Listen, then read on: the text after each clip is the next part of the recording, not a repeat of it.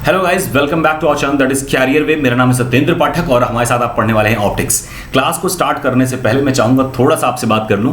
देखिए, पहली बात तो ये है, क्लासेस जो होंगी ये रिकॉर्डिंग होती हैं क्योंकि पहले से मेहनत करना पड़ता, फिर प्रीमियम में लॉन्च होता है, तो जाहिर सी बात है ज़्यादा से ज़्यादा टाइम हमारा वेस्ट हो जाता है। लगभग 1 घंटे के बजाय 2 घंटे लग जाते हैं। तो आपकी सुविधा और हमारे सुविधा के लिए आपके लिए एक काम ये है कि आप सब्सक्राइबर्स की संख्या 1000 रीच करा दें। यानी अभी आज के दिन में हम आपको बता दें केवल 50 सब्सक्राइबर बढ़े हैं। तो ध्यान रखें, आप सब्सक्राइबर का टारगेट पूरा करें ताकि हम लोग लाइव क्लास लें तो 1 घंटे के बजाय 2 घंटे हम लोग स्टडी कर पाएंगे डेली।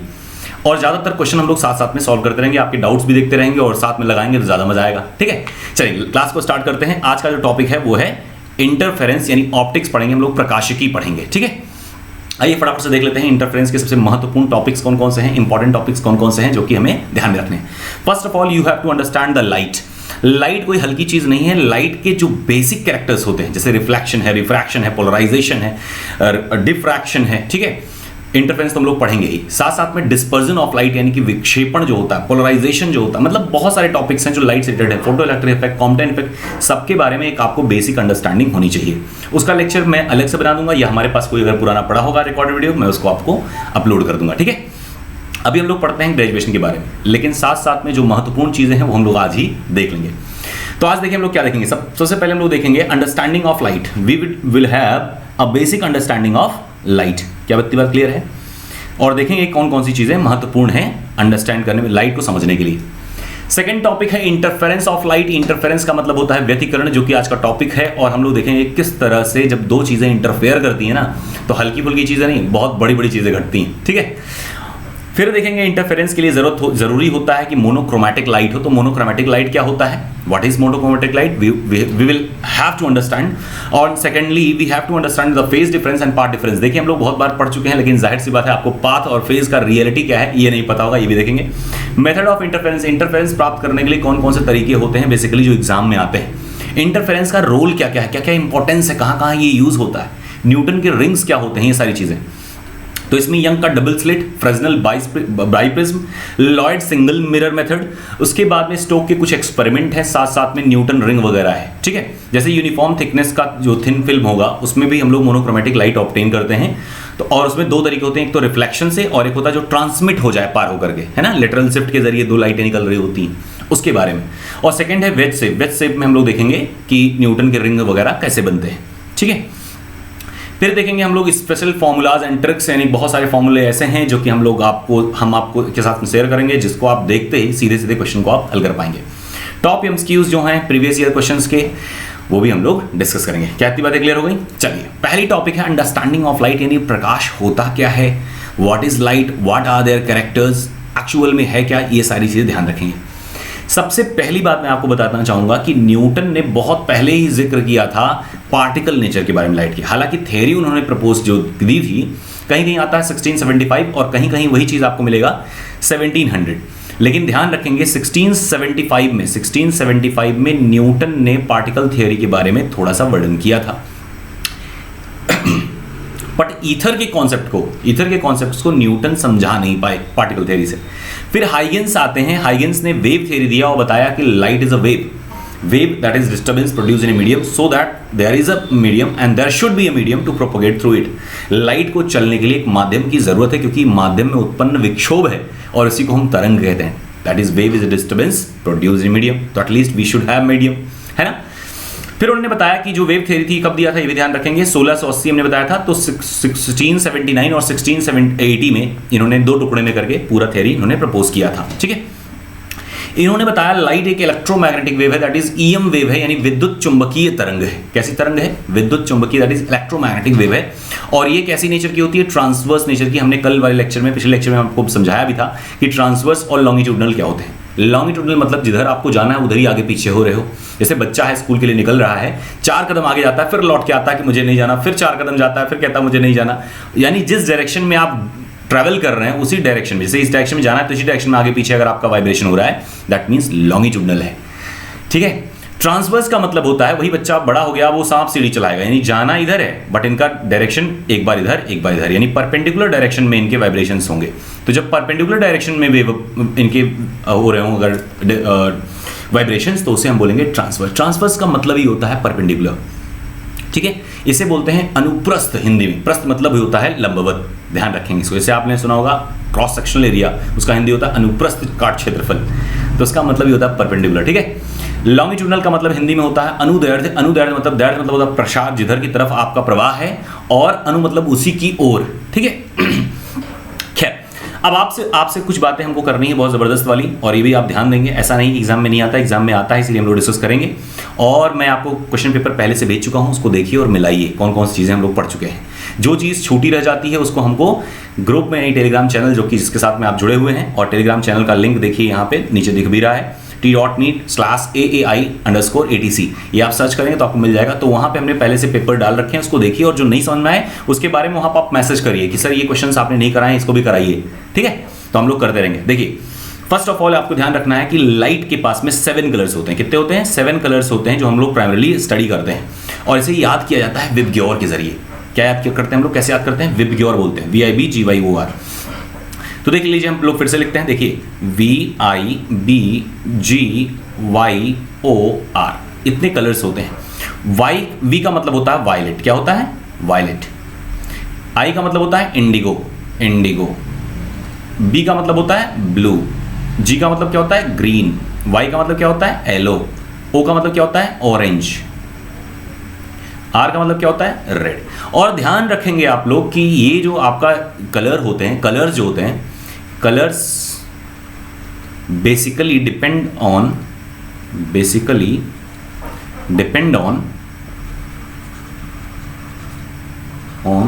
वेवलेंथ। ध्यान रखें, जो कलर का कैरेक्टर है वो कौन डिसाइड करता है? वेवलेंथ डिसाइड करता है। और कलर्स को ही अलग लैंग्वेज में क्रोमो शब्द यूज करते हैं, वर्ण बोलते हैं इसे, क्रोमो।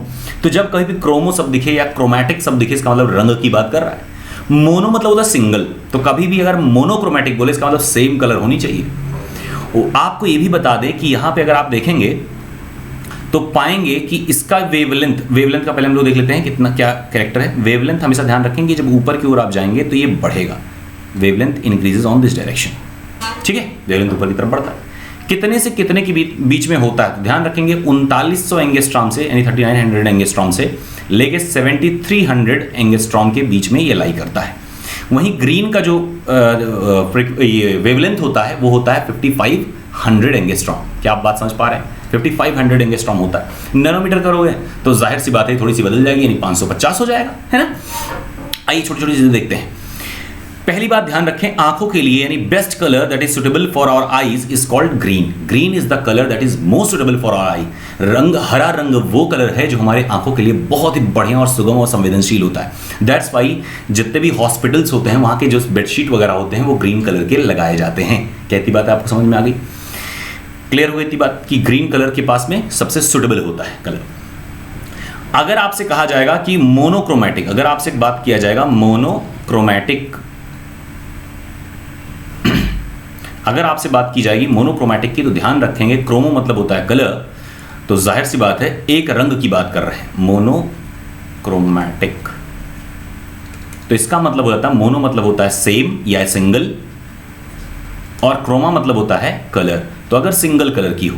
ठीक, और ध्यान रखें अगर हम वेवलेंथ की बात करें तो वेवलेंथ कहां से कहां तक है? रेड से लेकर वायलेट तक की बात हम लोग कर रहे हैं। अगर हम रेड से लेकर वायलेट तक की बात कर रहे हैं, इसका मतलब बाकी के कलर्स कहां गए? तो बाकी के कलर्स इन्हीं के बीच में लाई करते हैं। But there are 2 colours that are exceptional. ध्यान रखें एक्सेप्शंस क्या हैं, और ये आपको महत्वपूर्ण है, तो ध्यान रखेंगे एक्सेप्शंस में क्या क्या है। एक कलर होता है ब्लैक, तो आपको बता दें ब्लैक मतलब there is no light.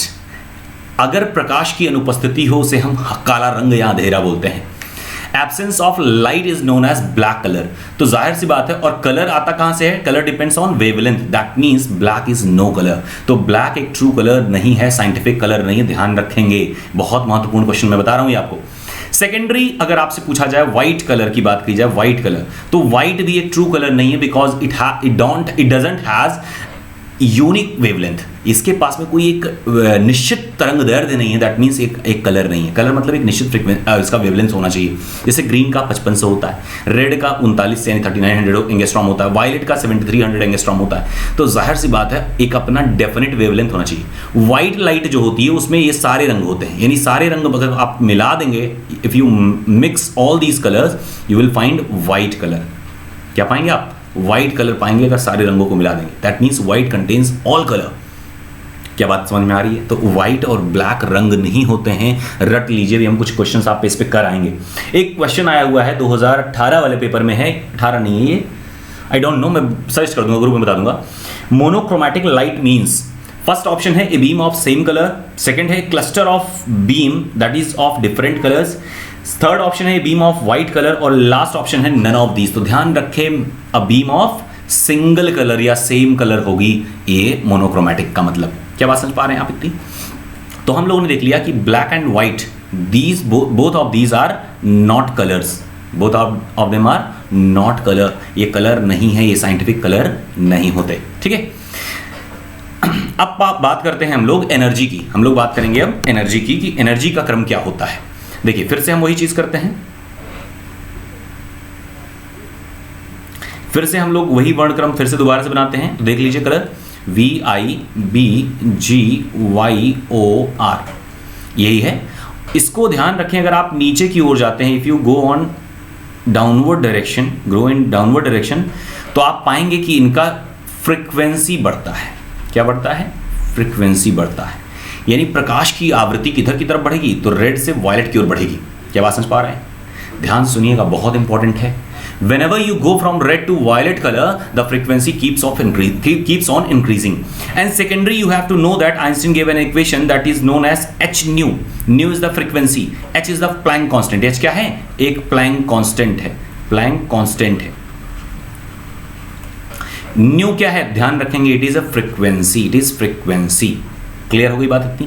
New is the frequency. तो आप देख पा रहे होंगे क्योंकि ये कांस्टेंट है न्यू फ्रीक्वेंसी, अगर फ्रीक्वेंसी बढ़ेगी दैट मींस एनर्जी बढ़ेगी। तो इसका मतलब एनर्जी का सीक्वेंस किधर होगा? नीचे की तरफ होगा, यानी एनर्जी भी इधर ही की ओर बढ़ेगी, फ्रीक्वेंसी भी डाउनवर्ड डायरेक्शन में बढ़ेगी, एनर्जी भी बढ़ेगी।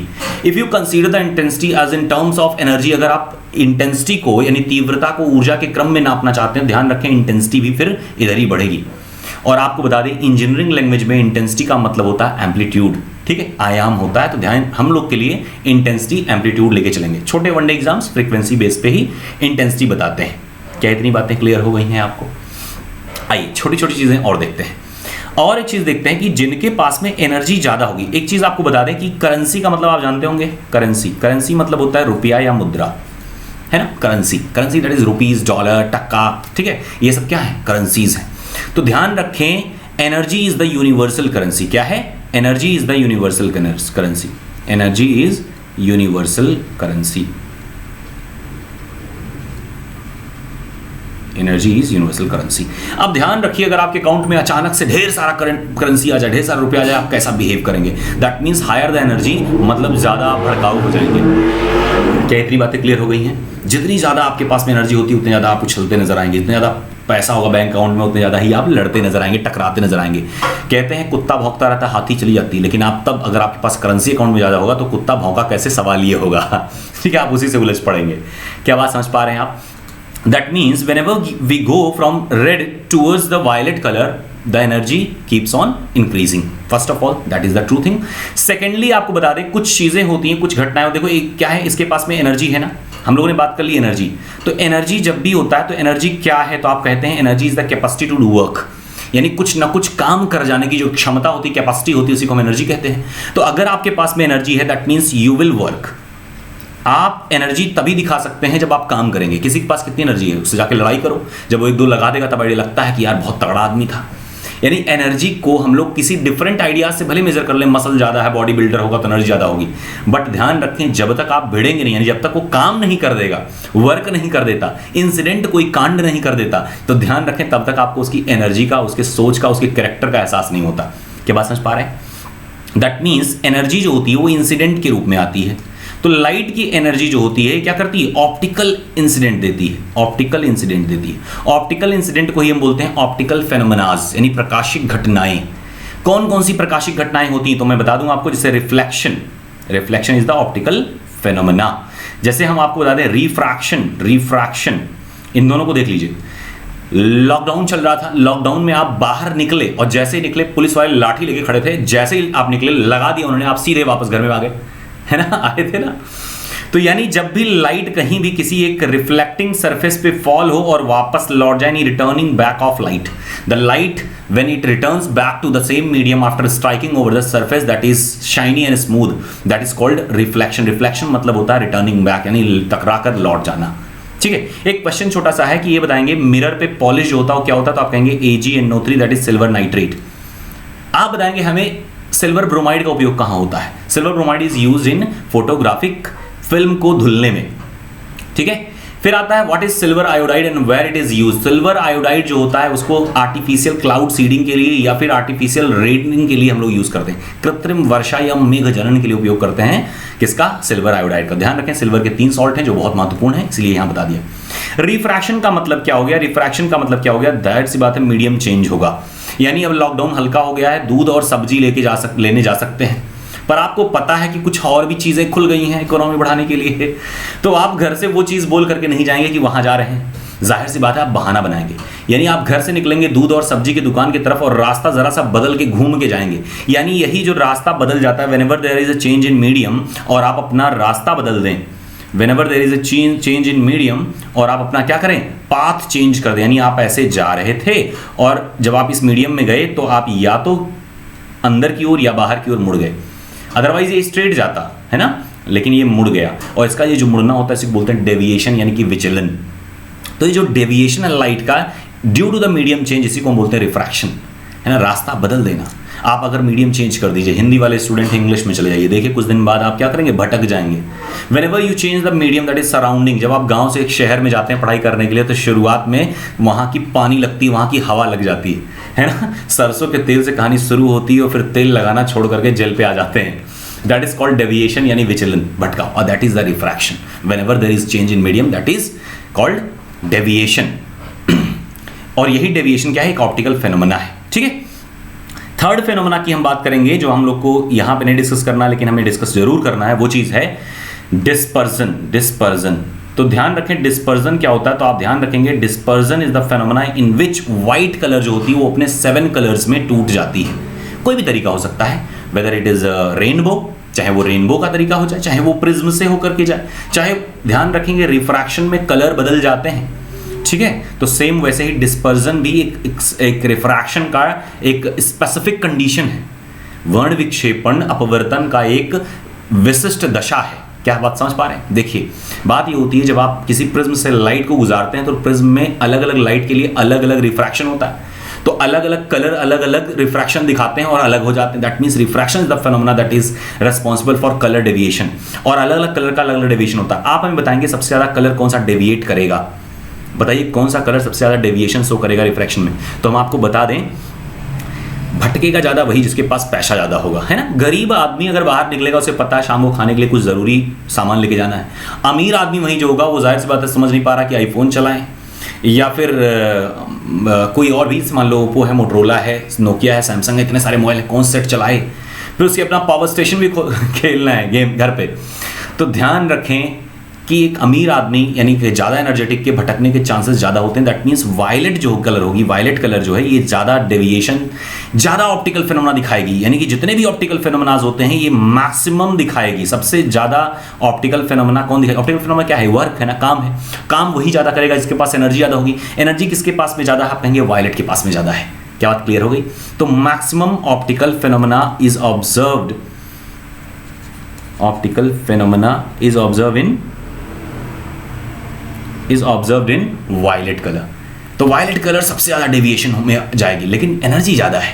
एनर्जी ज़्यादा है मतलब लाइट की सेंसिटिविटी ज़्यादा देगी। तो ध्यान रखें ज़्यादा जहाँ ज़्यादा सेंसिटिव चाहिए हमको वहाँ पे हम वायलेट लाइट यूज़ करेंगे। कहाँ वायलेट लाइट यूज़ करेंगे? जैसे करेंसी की चेकिंग करनी हो तो वायलेट लाइट यूज़ करेंगे। लिख लीजिए इसको फटाफट से, ये इंपॉर्टेंट है एग्जाम के लिए। करेंसी चेकिंग करने के लिए वायलेट लाइट। अगर कहीं कोई घटना हो जाती है तो फॉरेंसिक्स वाले जाँच करने जाते हैं, वो भी वायलेट लाइट दिखाते हैं। ठीक है, तो फॉरेंसिक रिपोर्ट्स में हम लोग क्या करेंगे? वायलेट लाइट यूज करेंगे। डीएनए टेस्टिंग में भी हम लोग वायलेट या अल्ट्रा वायलेट लाइट का उपयोग करेंगे क्योंकि एनर्जी ज़्यादा है।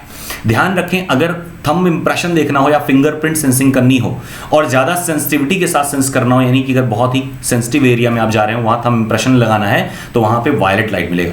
गांव वाले वायलेट लाइट में जाएगी, हमने सर फिंगरप्रिंट स्कैन किया लेकिन वहाँ हरा हरा लाइट निकल रहा था, तो वहाँ हरा इसलिए क्योंकि उनको उससे मतलब नहीं, बहुत ज़रा सा सेंसेशन करना है।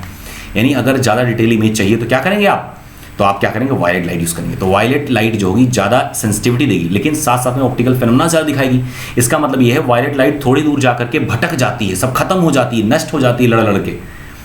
ज़्यादा लड़ाई करेंगे क्या हो जाएंगे, नष्ट हो जाएंगे। गरीब अपने पैसे बहुत देर में खर्च करता है जबकि अमीर के पैसे बहुत तेज़ी से खर्च हो रहे होते हैं, वो हमेशा इन्वेस्टमेंट करता रहता है। ठीक है, ध्यान रखें, उसके जेब में भी पैसा नहीं होता, सब उसका पैसा मार्केट में होता है। कहने के लिए उसके बाद बहुत पैसा होता है लेकिन एट द मोमेंट वो गरीब सबसे बड़ा वही होता है। तो higher the energy larger the deviation, larger the scattering. Scattering की अगर बात करें, scattering is also a phenomena, प्रकीर्णन जिसे आप कहते हैं। सीवी रमन को आप जानते होंगे, इंडियन साइंटिस्ट थे, उन्हें नोबेल प्राइज मिला था रमन इफेक्ट के लिए। वो भी बेसिकली एक तरह से देखोगे तो स्कैटरिंग ही है। क्या बात समझ पा रहे हैं?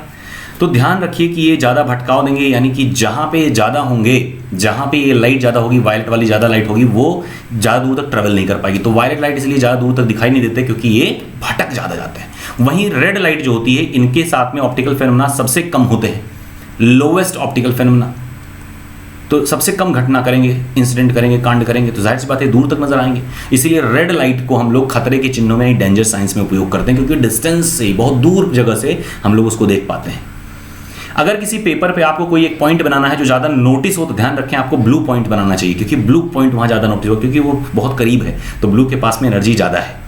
ठीक है, तो वहाँ ब्लू पॉइंट बनाएंगे। लेकिन अगर दूर से आप किसी चीज़ को नोटिस करवाना चाहते हैं, जाहिर सी बात है वहाँ पे आपको क्या बनाना चाहिए, वहाँ पे आपको रेड कलर देना चाहिए क्योंकि वायलेट लाइट गायब हो जाता है। ठीक है, कुछ छोटी छोटी चीज़ें आपको हम और बता दें अगर आपके पास समय हो। ठीक है, कुछ छोटी छोटी चीज़ें हम आपको और बताएंगे, जैसे क्या क्या चीज़ें हम आपको बताएं।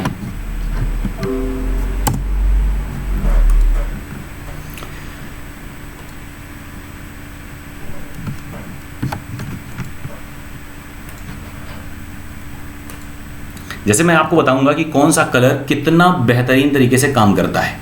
ठीक है, जैसे आपको जानना होगा कि कौन से कलर में क्या इफेक्ट पड़ता है। तो एक चीज़ आप ध्यान रखें कि जब आप यही वर्ड क्रम दोबारा से बनाएंगे VIBGYOR, तो एनर्जी किधर ज़्यादा है, इस तरफ एनर्जी ज़्यादा है, इधर एनर्जी ज़्यादा है। दैट मीन्स कि अगर आप इधर की तरफ जाएंगे तो आपको हायर एनर्जी मिलेगी, और हायर एनर्जी मतलब हायर सेंसिटिविटी। हायर एनर्जी का मतलब क्या है, हायर सेंसिटिविटी। और अगर हायर सेंसिटिविटी होगा तो ग्रेटर सेटिस्फैक्शन मिलेगा आपको, ग्रेटर सेटिस्फैक्शन आपको मिलेगा। तो इधर एनर्जी ज़्यादा होती है। तो ध्यान रखें जहां आपको सेटिस्फैक्शन चाहिए, तो सेटिस्फैक्शन सबसे ज़्यादा कहां मिलता है, तो आप कहेंगे ब्लू लाइट में।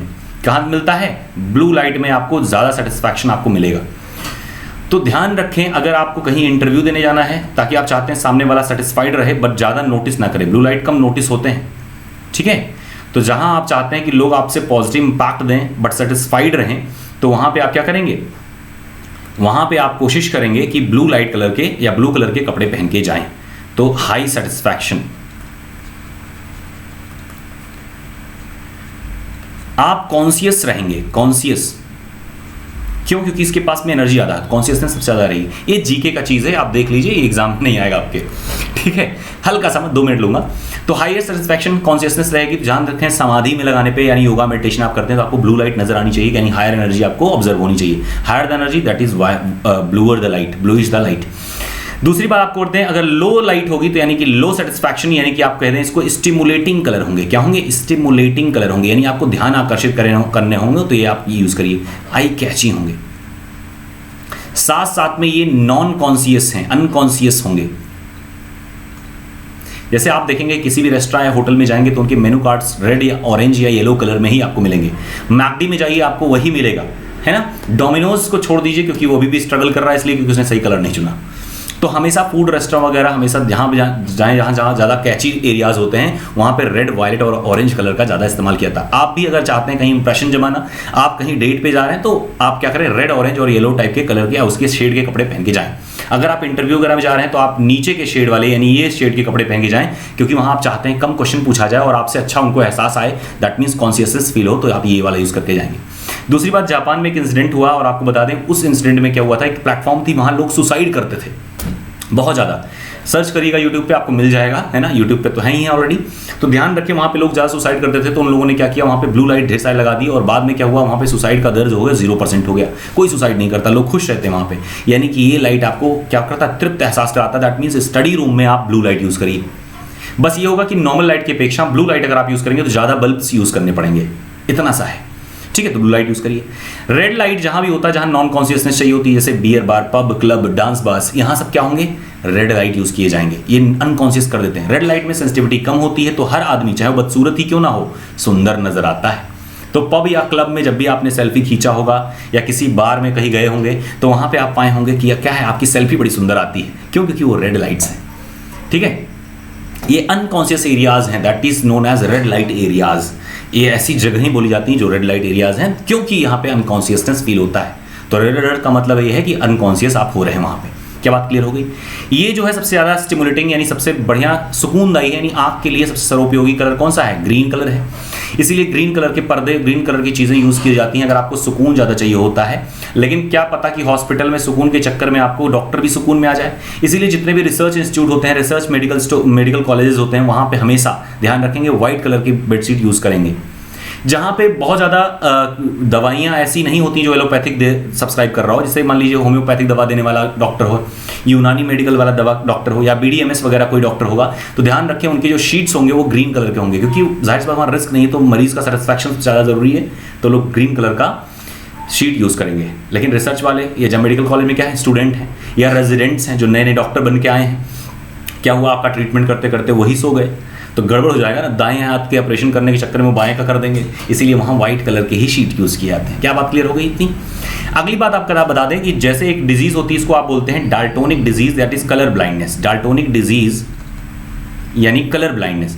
तो ध्यान रखें, कलर ब्लाइंडनेस में व्यक्ति को कलर नहीं दिखते या फिर कलर ऊपर के नहीं दिखते, यानी रेड, ऑरेंज, येलो कलर्स नहीं दिखते उनको। लिए क्या होता है, इधर नीचे की तरफ जब आएंगे यहाँ से उनका रेड शुरू होगा, यहाँ से नीचे रेड शुरू होगा। जैसे मार्क जुकरबर्ग को देख लें, वो एक कलर ब्लाइंड पर्सन है, इसी वजह से उनके जितने भी एप्लीकेशंस हैं वो सभी ब्लू कलर के हैं, क्योंकि उनको ब्लू कलर की सेंसिटिविटी है।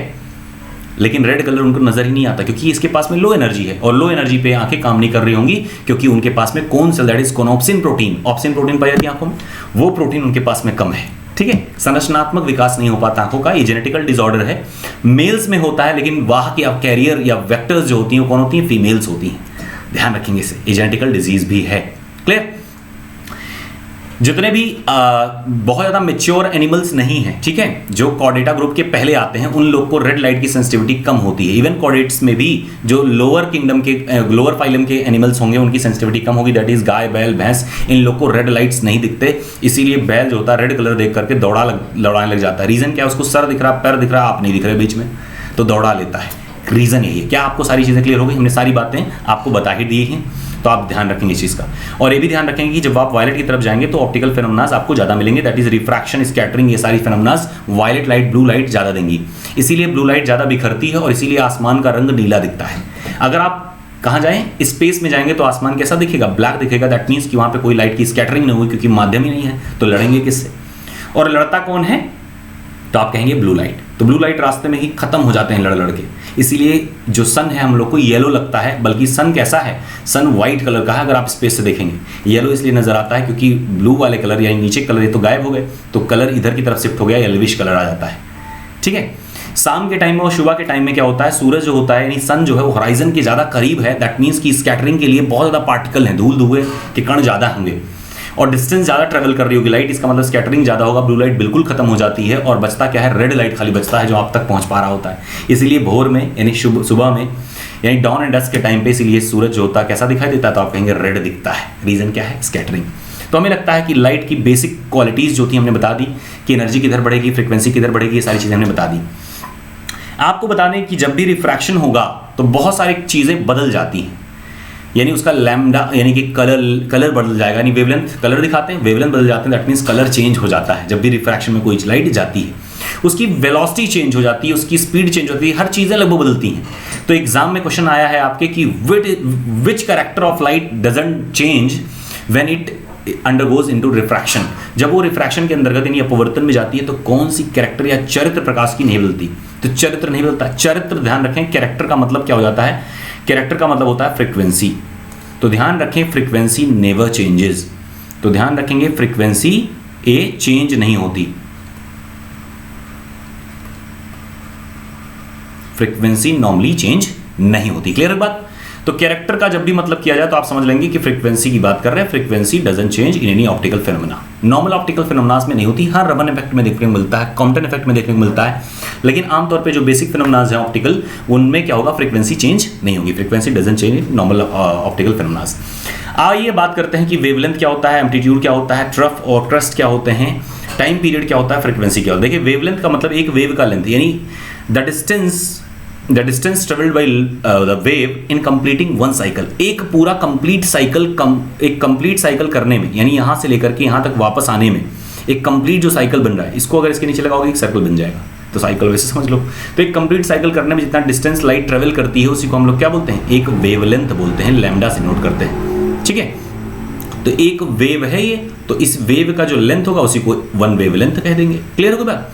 और ध्यान रखें डिस्टेंस बराबर होगा दो ट्रफ्स के या दो क्रस्ट के बीच के डिस्टेंस। तो ट्रफ मतलब ये नीचे वाले, क्रस्ट मतलब ऊपर वाले जो आपके अपेक्स होंगे, पॉइंट्स होंगे, वर्टिसेस होंगे, इनको हम लोग क्या करेंगे, अपर वर्टिसेस को हम लोग बोलेंगे क्रस्ट, लोअर वर्टिसेस को हम लोग बोलेंगे ट्रफ। और जहां जहां पे ये क्रॉस कर रहे हैं दूसरे को, इसको हम लोग बोलते हैं नोड्स। क्या बोलते हैं? नोड्स। जानना जरूरी इसलिए क्योंकि अब आगे यही सब चीजें आएंगी, तो ध्यान रखिए। और हमने बताया कि ये ट्रांसवर्स वेव है, दैट मीन्स कि डेविएट करेगी, अपने रास्ते से जाना उधर है, लेकिन ये परपेंडिकुलर क्या होंगे, वाइब्रेशन करेंगे। तो ये जो मैक्सिमम परपेंडिकुलर डिस्प्लेसमेंट है that is known as amplitude, इसी को हम आयाम कहते हैं। और जितना ज़्यादा डिस्प्लेसमेंट आपको मिले, रास्ते से भटकाव मिले, समझ लीजिए उसके पास ज़्यादा एनर्जी है, उतना ही ज़्यादा एनर्जी है। आदमी भटकेगा कौन? जिसके पास रुपया होगा। और रुपया क्या है, यूनिवर्सल करेंसी क्या है, एनर्जी है ना। तो अगर सबसे ज़्यादा मैक्सिमम डेविएशन मतलब मैक्सिमम एनर्जी यानी मैक्सिमम एम्पलीट्यूड यानी मैक्सिमम इंटेंसिटी होगी लाइट की, तो brighter the light higher the amplitude. ध्यान रखें, तो intensity is directly proportional to amplitude square. ध्यान रखेंगे। क्या इतनी बातें क्लियर हो गई? And intensity of light is directly proportional to amplitude का स्क्वायर। क्वेश्चन स्टार्ट हो गया ना, एक इस पे क्वेश्चन आते हैं आपके एग्जाम में, अभी हम लोग करेंगे कुछ क्वेश्चन इस पे बेस। तो ये चीज होगी। अगली बात हम लोग कर लेते हैं ट्रफ। ट्रफ मतलब अपर पॉइंट्स, क्रस्ट मतलब लोअर, ये जो बॉटम पॉइंट्स होंगे। और ध्यान रखेंगे कि एक वेवलेंथ जैसे यहाँ स्टार्टिंग से एंड तक है, वैसे सेम दो क्रस्ट के बीच की डिस्टेंस होगी वो भी वेवलेंथ होगी, या दो ट्रफ के बीच की अगर लेंथ करेंगे तो वो भी एक वेवलेंथ कही जाएगी, तरंग दैर्ध्य कही जाएगी। ठीक है, क्रस्ट को हिंदी में कहते हैं श्रृंग और ट्रफ को बोलते हैं हिंदी में गर्द। खैर हिंदी का कोई मतलब नहीं है, आप लोग इंजीनियरिंग स्टूडेंट हैं, सब कुछ समझ ही रहे होंगे। आइए आगे बढ़ते हैं। टाइम पीरियड मतलब एक साइकिल को कंप्लीट करने में टाइम कितना लगता है, तो time taken in one cycle, time for one cycle.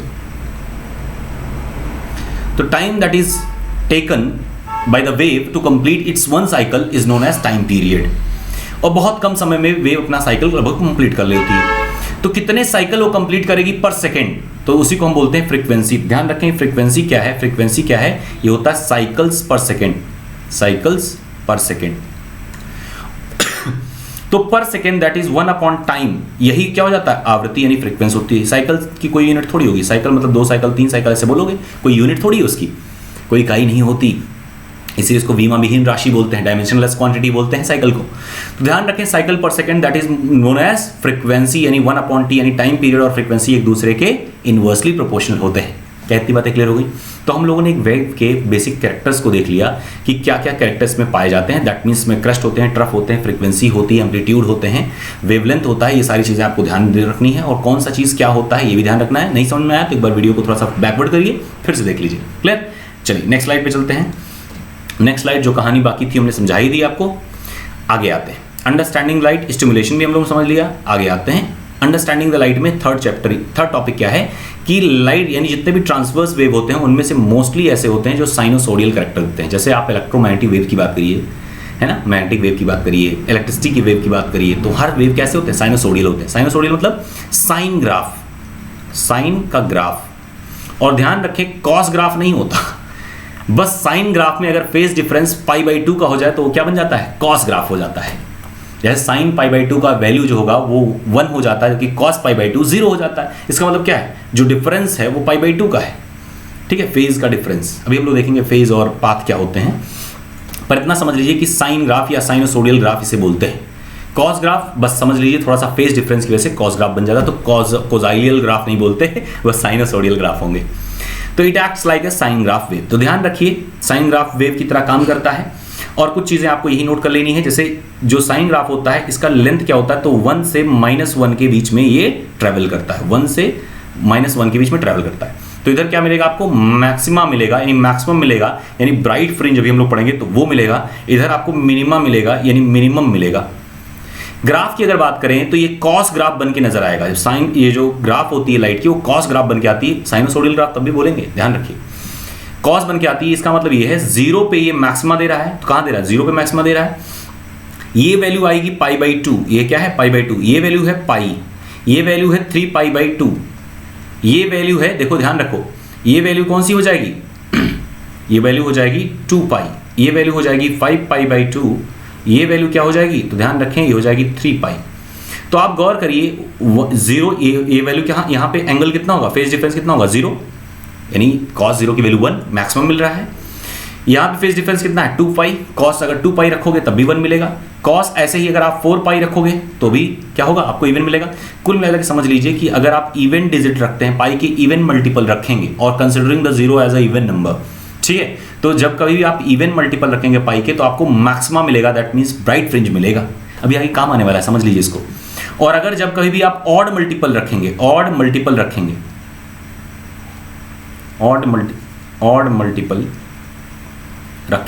तो ऑड मल्टीपल में आपको हमेशा क्या मिलेगा, मिनिमा मिलेगा, यानी डार्क फ्रिंज आपको मिलेंगे। क्या बात समझ पा रहे हैं? तो देखो ये इवन है, तो इवन का मतलब क्या हो जाता है 2n λ/2, यानी वेवलेंथ जो होगा उसका हाफ जो होगा वो एक फेज बना रहा होगा। एक हाफ साइकिल आप लीजिए, एक फेज बना रहा होगा, जैसे यहाँ से लेके यहाँ तक देख लो, एक हाफ साइकिल हो जाए, इतना इधर मिला लोगे ये हाफ साइकिल होगा। तो हाफ साइकिल को हम देखते हैं क्योंकि एक हाफ साइकिल मैक्सिमा में लाई करता है या मिनिमा में लाई करता है। तो ये पूरा पार्ट क्या हो जाएगा λ/2, ये वाला पार्ट क्या है λ/2, क्योंकि टोटल यहाँ से लेकर के यहाँ तक की डिस्टेंस क्या है, लैम्डा है। तो आधा ये λ/2 हो जाएगा, इतना डिस्टेंस अगर देखोगे, है ना, क्योंकि लैम्डा यहाँ से यहाँ तक है। सेम ऐसे ये भी λ/2 हो जाएगा। क्या बात समझ पा रहे हैं आप? तो क्या होगा 2n λ/2, यानी इवन मल्टीपल होना चाहिए किसका, λ/2 का, जब आपको मैक्सिमा चाहिए। और सेम ऐसे ही odd multiple that is 2n + 1 × λ/2 अगर हो तो आपको मिनिमा मिलेगा। क्या चीज़ हम लोग बात कर रहे हैं, हम लोग पाथ की बात कर रहे हैं। लैम्डा क्या है, वेवलेंथ। वेवलेंथ मतलब कि रास्ता कितना ट्रेवल करता है, एक वेव का लेंथ कितना है, एक वेवलेंथ कितना डिस्टेंस ट्रेवल करता है। तो पाथ का मतलब हो जाता है wave path, that is the distance travelled by wave. तो पाथ जो होगा वो लैम्डा के टर्म में ही डिनोट किया जाता है। क्या बात समझ पा रहे हैं? तो ये क्या हो गया, पाथ हो गया।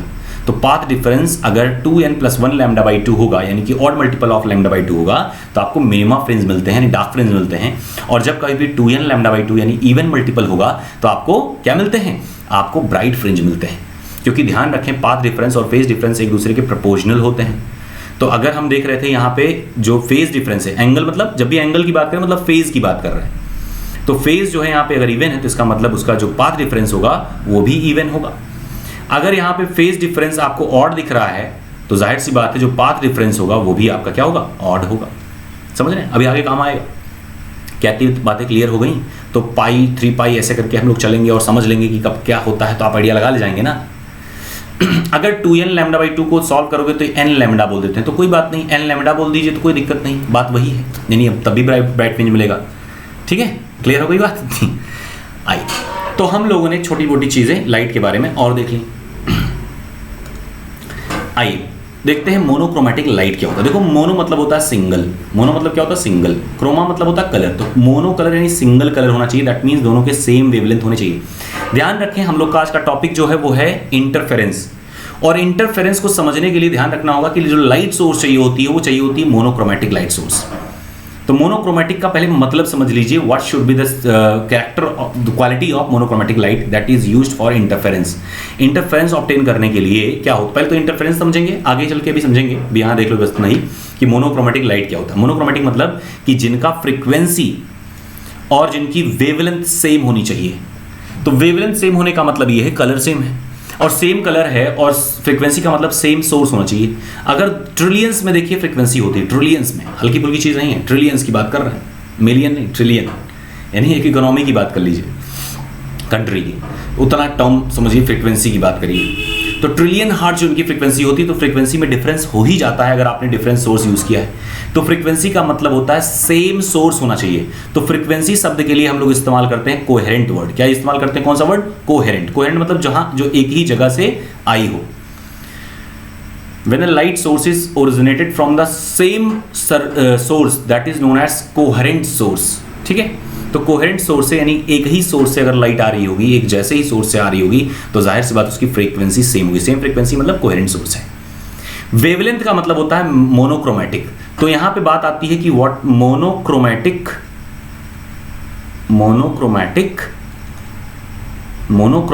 कोहेरेंट सोर्स,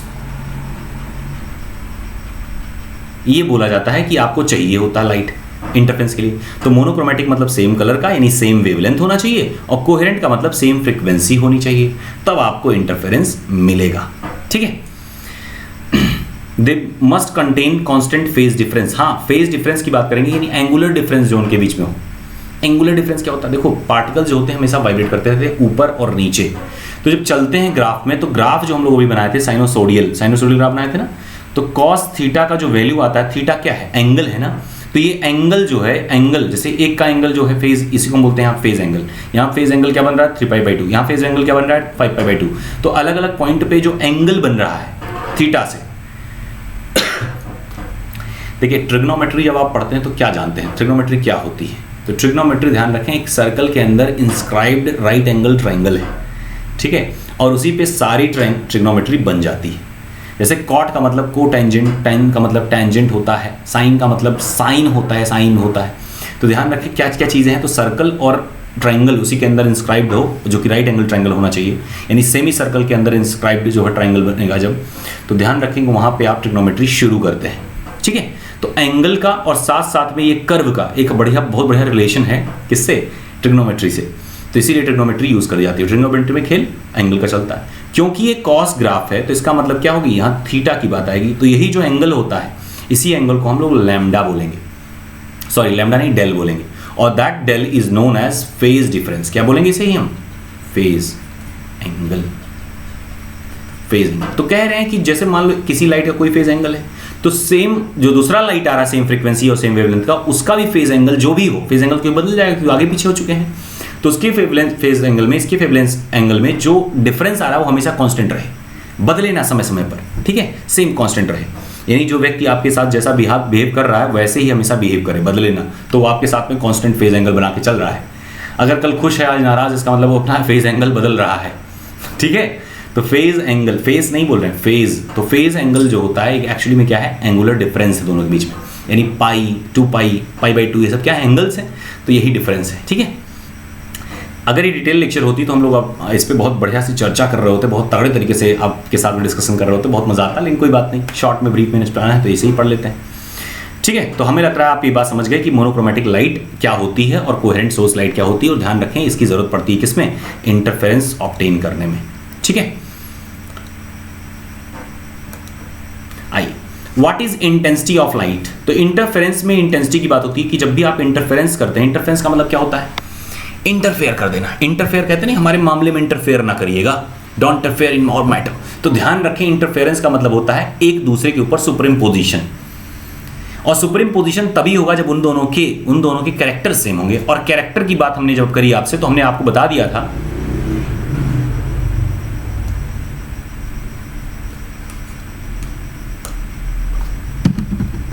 माफ करेंगे थोड़ी सी त्रुटि है, now it is working. Okay, तो हमने जब कैरेक्टर की बात करी थी तो कैरेक्टर हमने बताया वेवलेंथ एंड फ्रीक्वेंसी।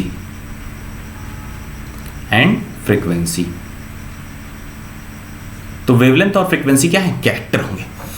तो सेम अगर ये दोनों चीजें अगर सेम है, और आप क्या करो, दोनों सेम करने के लिए सेम सोर्स होना चाहिए। तो हमको एक सोर्स से दो सोर्स बनाने हैं, कुल मिला के एक बल्ब से दो लाइट सोर्स बनाने हैं। तो इंटरफेयर क्यों करेंगे, जब अकेला आदमी अकेले से क्या इंटरफेयर करेगा। इंटरफेयर करने के लिए भी दो लोग होने चाहिए, तभी तो कोई मैटर में आपके इंटरफेयर करेगा, कोई दूसरा हो तो इंटरफेयर करने वाला। ध्यान रखें इसको। जैसे आप बोलते हैं, अगर प्रकाशिकी एक शब्द है जो हिंदी में ऑप्टिक्स को बोलते हैं। प्रकाशिकी मतलब प्रकाश की आशिकी। आशिकी का मतलब होता है इंटरफेयर करना, जहां आपको सुविधा होती है कि जानबूझ के आप चाहते हैं कोई आपके मैटर में, आपके दिनचर्या में इंटरफेयर करे। है ना, उसी को तो बोलते हैं आशिकी। तो प्रकाशिकी मतलब प्रकाश की आशिकी, यानी कि किसी भी मटेरियल के साथ में वो इंटरफेयर करता है, और जब इंटरफेयर करेगा तो कुछ घटनाएं होंगी, कुछ कांड होंगे, और जो घटनाएं होती हैं इसी को हम बोलते हैं इंसिडेंट। और इन्हीं इंसिडेंट को प्रकाश के लिए हम लोग बोलते हैं ऑप्टिकल फिनोमेना। और जो ये चीज़ों से टकरा करके लाइट अलग अलग फिनोमेनास दे रहा होता है, जो चीज़ें होती हैं उसको बोलते हैं ऑप्टिकल इंस्ट्रूमेंट, प्रकाशिक उपकरण। तो प्रकाशिकी क्या है? प्रकाशिकी में क्या होता है? प्रकाश जो होता है प्रकाशिक उपकरण से टकरा करके प्रकाशिक घटनाएं कर रहा होता है। यानी optics is basically the light that is interacting with some optical instruments and giving some optical phenomenas. और वहां पे क्या हो रहा है? इंटरैक्शन हो रहा है, इंटरैक्शन में ही इंटरफेरेंस होता है। क्या बात समझ पा रहे हैं? अब देखिए यहाँ पे दो लाइटें, अगर लाइट ही आपस में इंटरैक्ट कराना हो, दो सेम लाइट को आपस में इंटरैक्ट कराना हो, तो जाहिर सी बात है कुछ चीजें आपको ध्यान में रखनी होगी।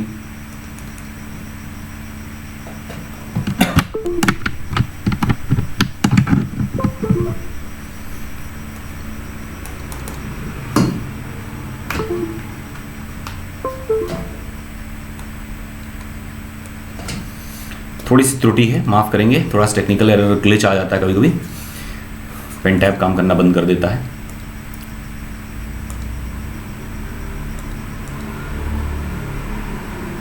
ओके चलिए आगे बढ़ते हैं इसी पे। फर्स्ट ऑफ ऑल हम लोगों ने बात कर ली, कलर बदल दें क्योंकि ये दिखाई नहीं दे रहा है, just a sec, the system is lagging. Okay, तो फर्स्ट ऑफ ऑल आपको यहाँ पे ध्यान रखना है कि वेवलेंथ और अगर फ्रीक्वेंसी सेम हो और सेम लाइट से आपको दो सोर्सेज बनाने हैं।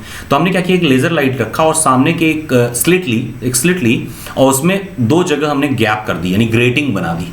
ठीक है, यानी आप क्या करिए, थोड़ा सा गैप बना दीजिए। सेम लाइट आ रही है लेकिन यहाँ से देखो दो सोर्स, जैसे मान लीजिए आपने क्या किया, एक पेज लिया। ठीक है, हमने एक पेज लिया, इस पेज में क्या करें, हम लाइट के सामने, आपके सामने रखें और इस पेज में दो छोटे छोटे होल कर दें, तो लाइट जो होगी इस होल से भी आएगी, इस होल से भी आएगी, और उसी ट्यूबलाइट की लाइट दोनों होल से आ रही होगी और दोनों लाइटें आपस में इंटरैक्ट करेंगी और दीवार पे पैटर्न बना देंगी।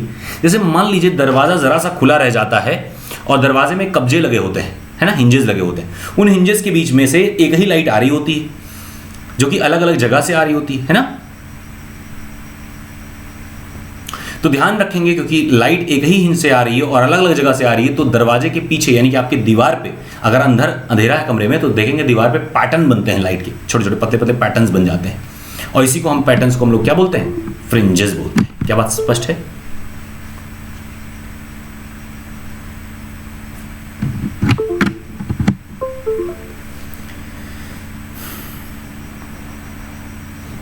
माफ करेंगे कुछ समस्याएं हैं,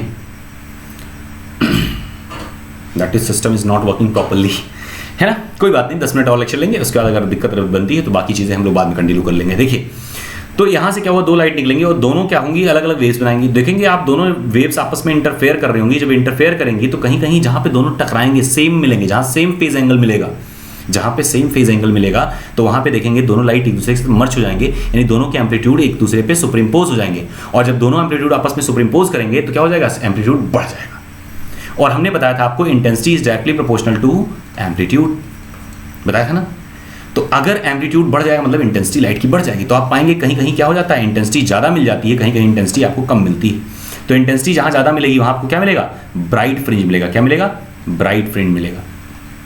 और जहाँ पे इंटेंसिटी रिड्यूस जाएगी वहाँ पे क्या मिलेगा, डार्क फ्रिंज मिलेगा। तो डार्क और ब्राइट का एक आपको सीक्वेंस मिल जाता है जिसे आप बोलते हैं फ्रिंज। अंधेरे और उजाले का एक क्रम मिलता है दीवार पर जब आप कभी दरवाजा हल्का सा खुला छोड़ दें। क्या बात समझ पा रहे हैं? डिफ्रैक्शन में भी सेम कॉन्सेप्ट होगा लेकिन वहाँ थोड़ी चीज़ें बदलेंगी।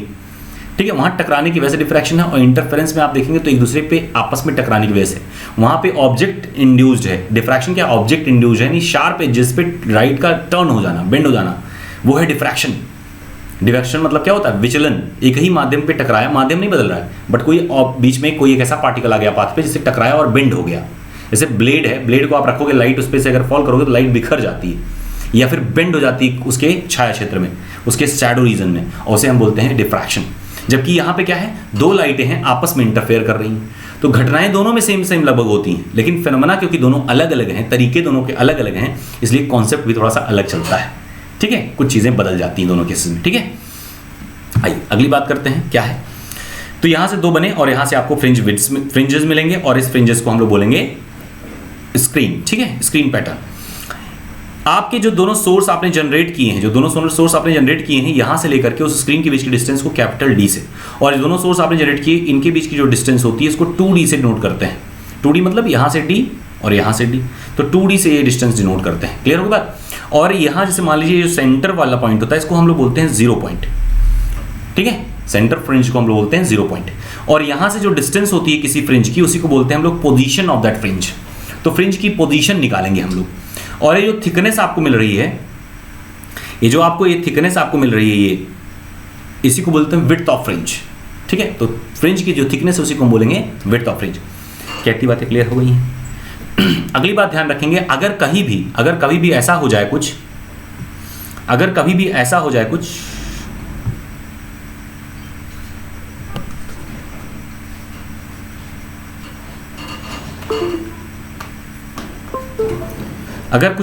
जाता है कि इस एक किसी सोर्स के बीच में आप टी थिकनेस का कोई मटेरियल बीच में इंड्यूस्ड कर दें, तो उसकी थिकनेस आप मेजर कर सकते हैं by the shift of that fringe, क्योंकि फ्रिंज थोड़े से शिफ्ट हो जाएंगे भाई। अगर लाइट शिफ्ट होगी तो फ्रिंज भी शिफ्ट होंगे, तो कितना शिफ्ट हुआ उसी अकॉर्डिंग में आप इसके क्या करेंगे, उस मटेरियल जो बीच में आपने लगाया हुआ उसका थिकनेस ज्ञात करेंगे।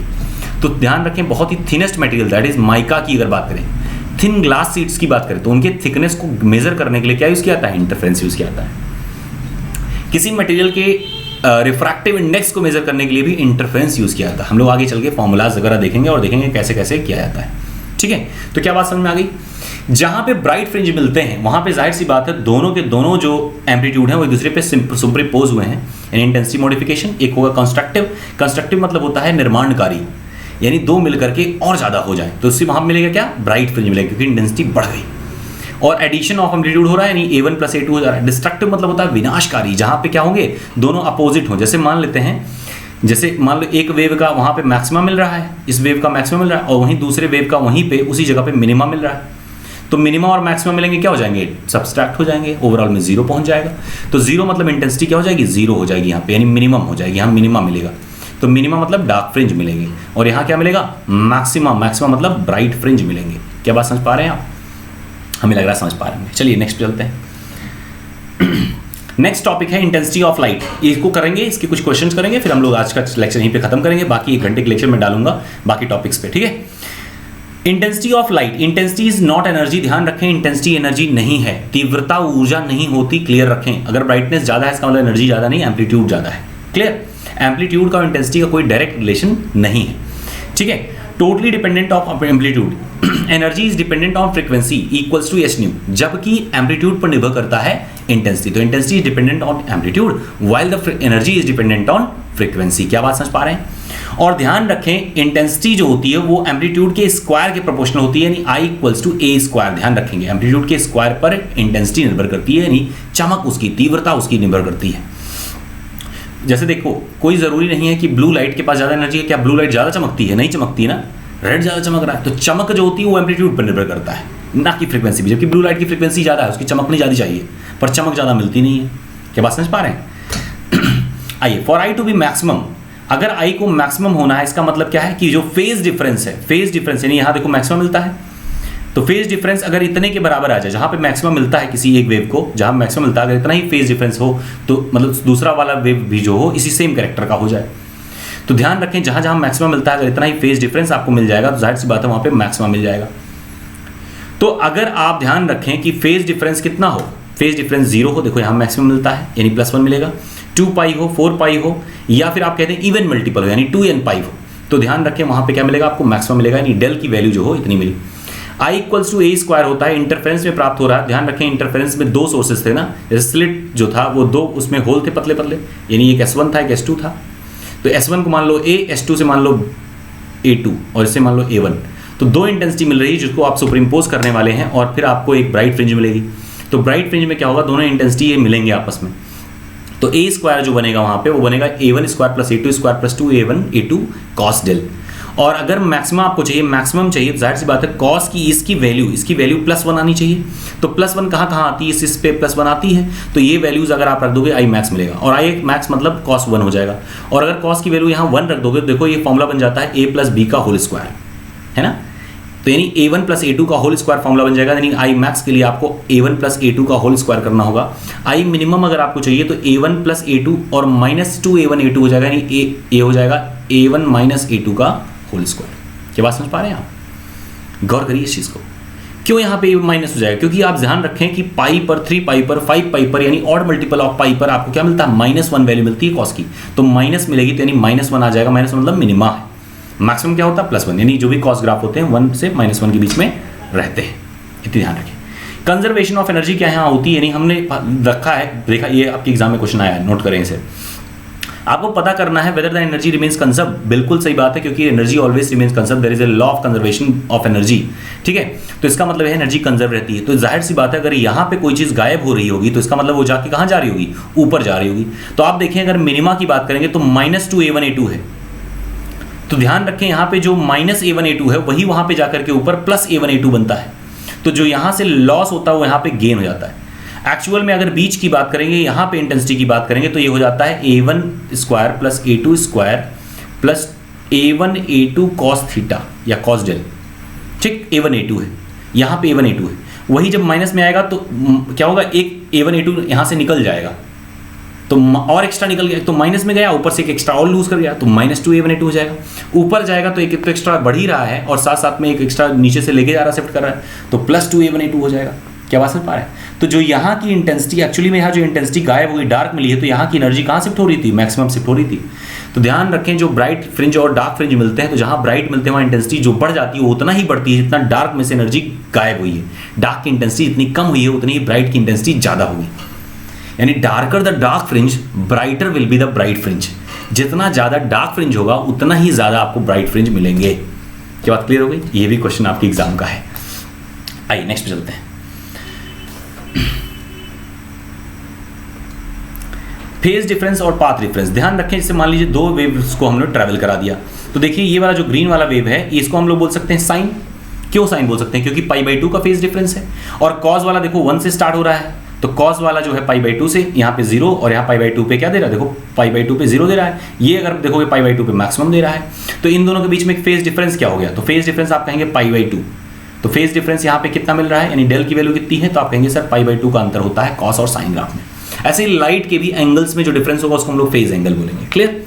पाथ डिफरेंस का मतलब क्या होता है? पाथ डिफरेंस का मतलब क्या होता है, देखो यहां से लेकर के एक साइकिल, यहां से लेकर के यहां तक एक साइकिल कंप्लीट हो रही है, देखो यहां से लेकर के यहां तक एक साइकिल कंप्लीट हो रही है ब्लू वाले की, देखो ये, तो ये पूरी साइकिल का डिस्टेंस क्या बोलेगा, एक लेंथ वेव की, तो वेव लेंथ हो जाएगी, दैट मीन्स ये है वेव लेंथ। और आप देखोगे तो इसका यहां तक का पार्ट कितना है, आधा वेव लेंथ है, और इसमें देखोगे इनका आधा कर दोगे तो क्या हो जाएगा, λ/4 हो जाएगा। तो यहाँ पे फेज डिफरेंस कितना आ रहा है, λ/4 आ रहा है, सॉरी पाथ डिफरेंस कितना आ रहा है, λ/2। पाथ मतलब रास्ता यानी दूरी में अंतर, और फेज मतलब होता है एंगल में डिफरेंस। तो फेज है एंगल, चलने का, प्रोपगेशन का एंगल, क्योंकि साइनोसॉइडल ग्राफ फॉलो करते हैं, ट्रांसवर्स वेव है। और पाथ डिफरेंस का मतलब रास्ते में अंतर, ठीक है। और आपने अभी अभी देख लिया हमारे साथ में बैठ करके,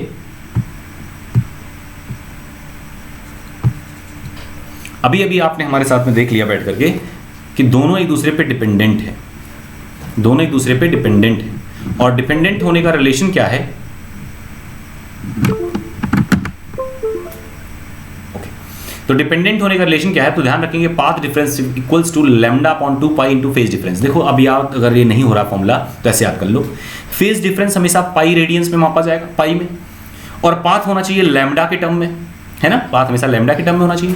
तो फेज डिफरेंस जो भी होगा n पाई होगा, n/2 n+1 पाई, ऐसे करके पाई में आएगा। एंगल हमेशा पाई के टर्म में नापते π/2 π/4 π/5 ऐसे करके मेजर करते हैं ना, या 3π/5 3π/4 ऐसे करके बोलते हैं। तो इसका मतलब फेज डिफरेंस हमेशा एंगल में होगा, तो लैम्डा के अपॉन में एंगल आना चाहिए, तो एंगल कट जाएगा तो टोटल पाथ आपको ऑब्टेन हो जाएगा। समझ रहे हैं आप बात को?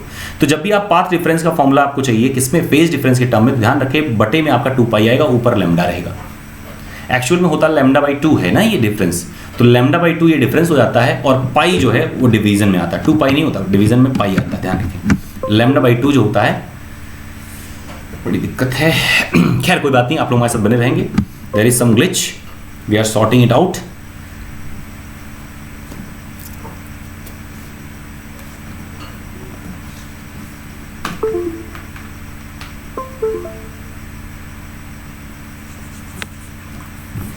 वेल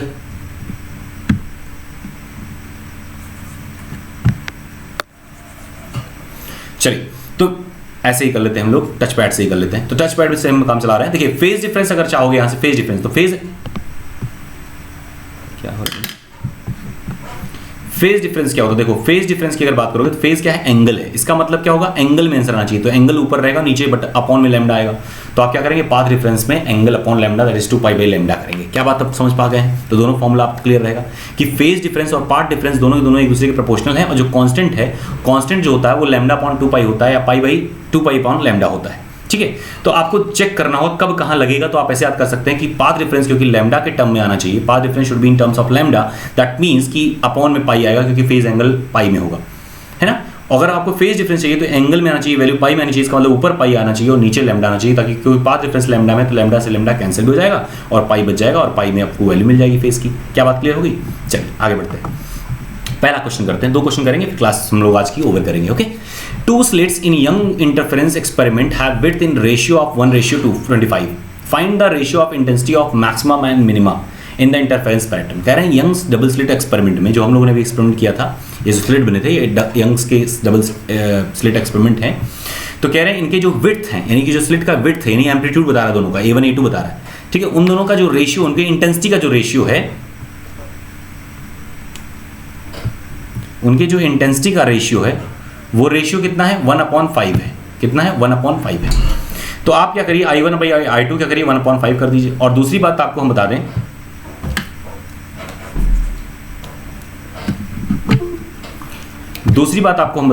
कि दूसरी बात आप ध्यान रखें कि I1 बाई I2 क्या होता है। तो आप ध्यान रखें ये होता है A स्क्वायर, I1 जो होगा A स्क्वायर यानी एम्पलीट्यूड का स्क्वायर होता है। देखिए पेन टैब काम नहीं कर रहा, तो हम लोग टच पैड से काम कर रहे हैं। टच पैड से I can not right something with the help of touch pad, it's very difficult.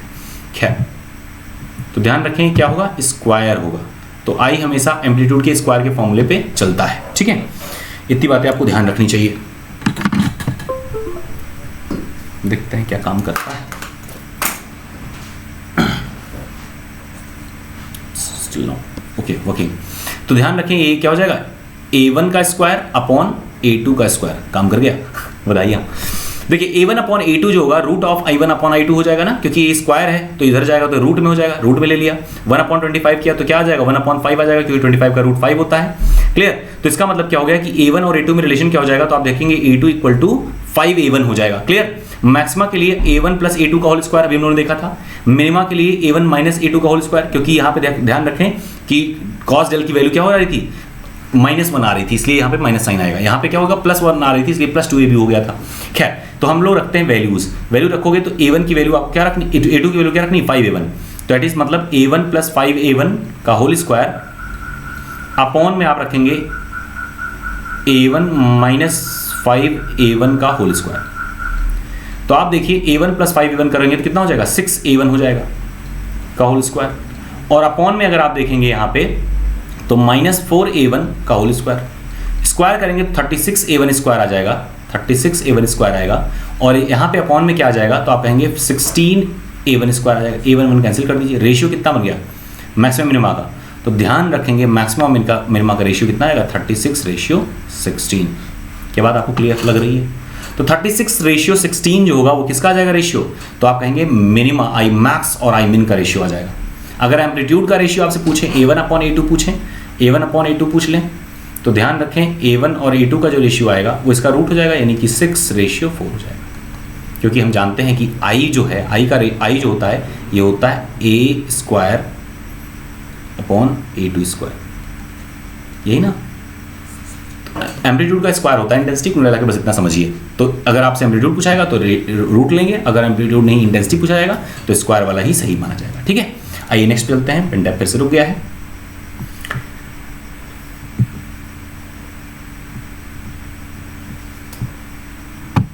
Next question देखिए, 2 coherent sources whose intensity ratio is 100:1 produce the interference fringe, find the ratio of maximum intensity to the minimum intensity.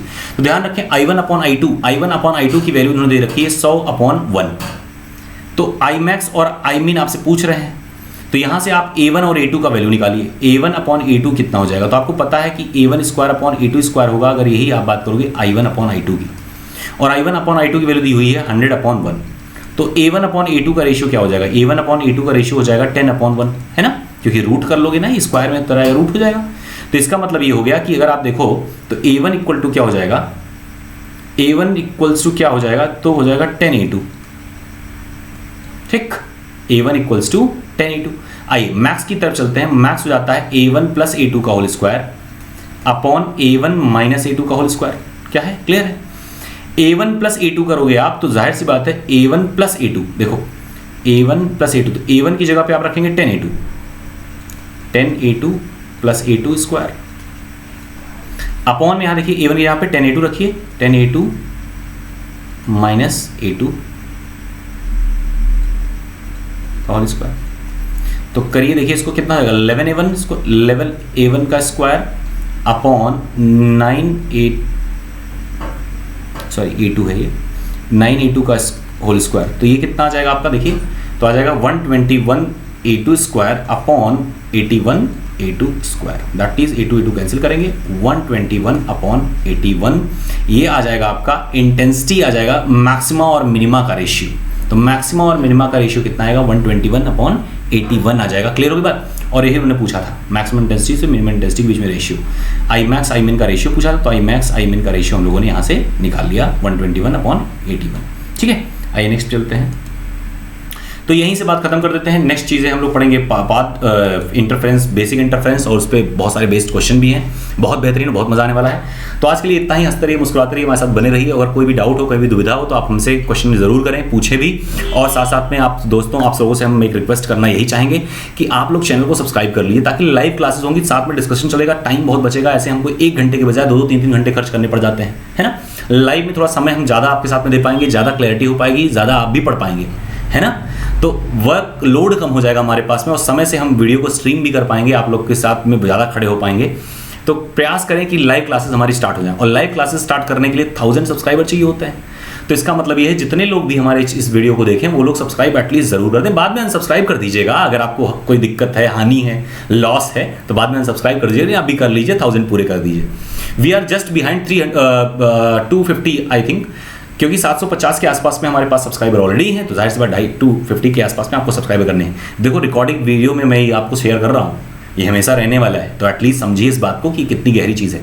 Second of all, इस पे based जितने भी question आपको नजर आए question paper में, वो सारे के सारे ग्रुप में डिस्कशन करें। और आप लोग आज कर भी रहे थे, है ना, टेलीग्राम चैनल में, तो हमें बहुत अच्छा लगा देख करके, और बहुत बढ़िया लगा, आप लोग दूसरे का हेल्प भी कर रहे थे। तो कॉन्सेप्ट यहाँ समझिए, अप्लाई वहाँ करिए। अगर कोई दिक्कत होगी, कोई डाउट होगी, तो हमसे पूछिए, हम वहाँ पे जरूर आपका समाधान करेंगे। ठीक है, तो हमें कांटेक्ट आप कर सकते हैं चैनल के जरिए, आप कांटेक्ट कर सकते हैं टेलीग्राम चैनल के जरिए, आप कांटेक्ट कर सकते हैं टेलीग्राम ग्रुप के जरिए, आप चाहें तो एडमिन सीधे कांटेक्ट करके मैसेज डाल सकते हैं टेलीग्राम पे, पर्सनल मैसेज। बट अवॉइड करिए, क्योंकि बहुत सारे मैसेज आ सकते हैं, तो उसमें रिप्लाई नहीं कर मिलता है। ग्रुप में करें, कोई ना कोई रिप्लाई जरूर कर देता है, अदरवाइज मैं देखता ही रहता हूँ। ओके, तो हंसते रहें, मुस्कुराते रहें, हमारे साथ बने रहें। Thank you so much for watching me, all the best, bye bye. और नेक्स्ट डे हम लोग आपके पास में कुछ कंटेंट हम शेयर करेंगे, और वो कंटेंट क्या होंगे, सिलेबस रिगार्डिंग होंगे। तो सिलेबस कल आपको अपलोड कर दिया जाएगा, और बहुत बढ़िया तरीके से हम लोग शेयर करेंगे। तो बने रहेगा आप हमारे साथ में, और मैं इस चीज़ का दावा करता हूँ, अगर आप वफादारी से हमारे साथ बने हुए हैं और क्वेश्चंस लगा रहे हैं, और ध्यान रखें अभी इसके बाद में मैं कुछ क्वेश्चंस आपको दूंगा जो कि आपके प्रीवियस ईयर्स में आने के चांसेस हैं, और उसमें से काफ़ी क्वेश्चन आए भी हैं। टोटल 35 क्वेश्चंस हैं इसी टॉपिक के। ठीक है, तो मैं आपको भेज दूंगा, जितने लग जाएंगे लगा लीजिएगा, जो नहीं लगेंगे वो अगले लेक्चर के बाद लगेंगे। ठीक है, ओके, बाय बाय।